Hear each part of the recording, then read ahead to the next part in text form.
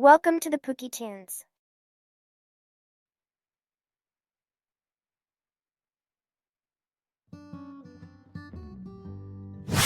सुरुचि ने प्रवचन सुन सुन के प्रतिज्ञा ले ली थी कि अब वो कोई भी पाप नहीं करेगी, सबसे अच्छे से बात करेगी, किसी के साथ बुरा नहीं करेगी। बहू, ये मच्छर तेरे गाल पे कब से बैठा है? अरे काट लिया तो गाल गुलाब की तरह लाल कर देगा। बैठे रहने दो माँ जी, उसे आराम करना होगा। उसने मेरे गाल को अपना घर समझ लिया है, तो मैं उसे बेघर क्यों करूं? अरे ज्ञान की बारिश बाद में करना, अपने गाल का मच्छर हटा ले। मलेरिया हो गया तो तुझे आराम करना पड़ेगा। माँ जी, डेंगू मलेरिया तो सांसारिक बीमारियां हैं, हमें इनसे ऊपर ही तो उठना है ना। अरे बेटा, इनसे आदमी ऊपर ही उठ जाता है। क्या हुआ? काट लिया। अरे मैंने तो कहा ही था, मार देना था उसको। नहीं नहीं माँ जी, उसे भोजन करना था, मैंने उसे पोषण दिया है, मुझसे पुण्य का काम हुआ है। अरे उड़ रहा है टुनटुना के, ताली बजा के मार दे वरना फिर काट खाएगा। नहीं नहीं माँ जी, जीव हत्या करना पाप है। मैंने एक बार व्हाट्सएप पे एक उपदेश पढ़ा था, मच्छर आपको काटे ये उसका जुनून है, उसके बाद आप खुजाओ ये आपका सुकून है, लेकिन कभी मच्छर को मारना मत, क्योंकि उसकी रगों में आपका ही खून है। अरे तू और तेरा व्हाट्सएप का ज्ञान, भगवान बचाए। सुरुचि की ये पुण्य करने की आदत से कई बार सुरुचि का नुकसान होता, लेकिन फिर भी वो पाप से दूर रहती। सुरुचि, मेरे सर में जुएं हो गई है, निकाल दोगी? कोई आपको अपने घर से निकाले, आपको अच्छा लगेगा क्या?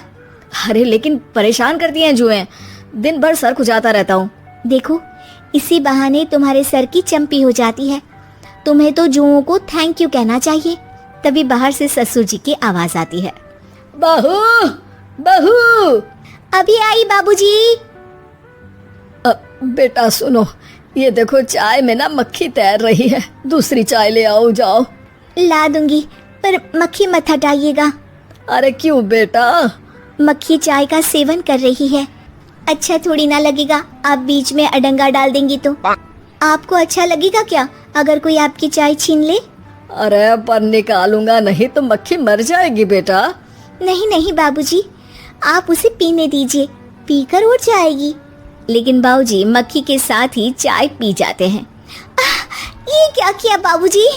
अरे मक्खी सिर्फ चाय ही क्यों पिए, आज सुबह मैंने मिठाई भी खाई है, पेट में ही है, वो पेट में चाय भी पीती रहेगी और मिठाई भी खाती रहेगी। सुरुचि को समझ में नहीं आता कि वो बाबूजी के इस कारनामे पर क्या जवाब दे। वो सास के पास जाती है। सास के हाथ में एक खटमल मारने की दवाई है। माँ जी, आपके हाथ में ये क्या है?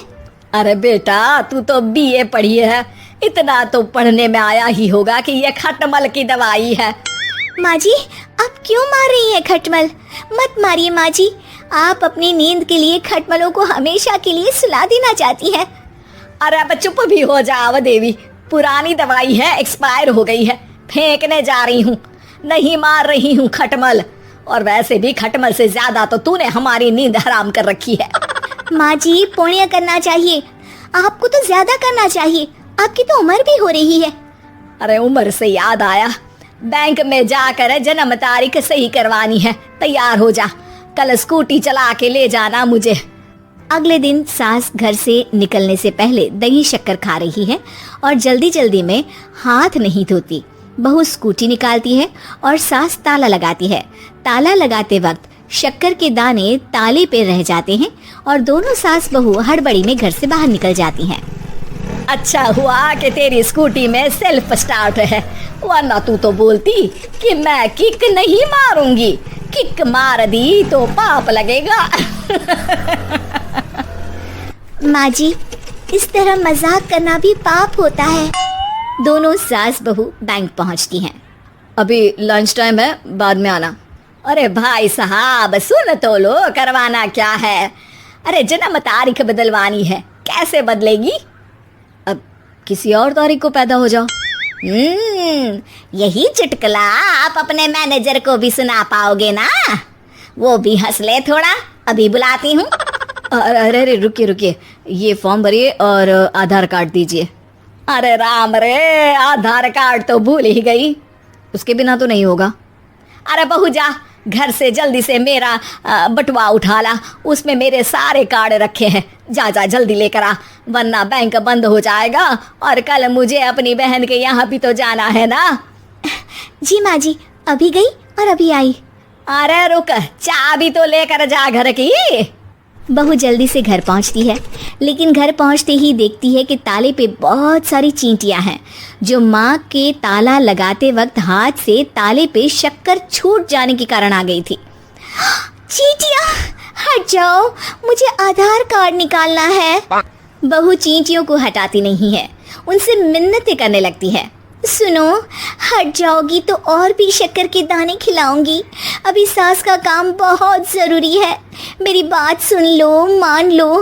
मैंने तुमको हटाया तो पाप हो जाएगा। चींटियाँ कैसे सुरुचि की बातें सुनती जब घर में ही उसकी कोई नहीं सुनता था। शाम हो जाती है पर चींटियाँ हटती नहीं है। तभी सास वहाँ ऑटो से आ जाती है। अरे कहाँ रह गई तू, बैंक भी बंद हो गया। माँ जी, ताले पे चींटी। सास पूरा माजरा समझ जाती है और बहू से कहती है, एक बात बता, सोच के देख, अगर मुझे खून की बोतल चढ़ानी पड़ी और उस पर चींटी बैठी हो, तो बोतल से चींटियों को हटा के मुझे बचाएगी या चींटियों को वहीं बैठा रहने देगी? माँ जी, ऐसा होगा ही नहीं। अरे चींटियों को तो मीठा पसंद होता है, खून की बोतल पे तो मच्छर आएगा, क्योंकि खून तो मच्छर पीता है। सास सर पकड़कर बैठ जाती है और रोने लगती है। तभी ससुर जी और सुरुचि का पति भी वहां आ जाता है। अरे रो क्यों रही हो, रहने दो जी, तुमको बताया तो तुम भी रोने लगोगी अपनी किस्मत पर। अगले दिन सास अपनी बड़ी बहन के यहाँ चली जाती है। पति अपना काम कर रहा होता है और सुरुचि उसके पास जाकर कहती है, ये जुएं खत्म करने की दवाई है, मैं मालिश कर देती हूँ। अरे लेकिन तुमको पाप नहीं लगेगा? अपनों की खुशी के लिए अगर छोटे मोटे पाप करने पड़े तो वो पाप अच्छे हैं जी। तो कैसी लगी आज की स्टोरी आपको? अच्छी लगी तो लाइक करिए, अपने दोस्तों के साथ शेयर करिए और आने वाली स्टोरीज को देखने के लिए हमारे चैनल को सब्सक्राइब कीजिए। Thanks for watching.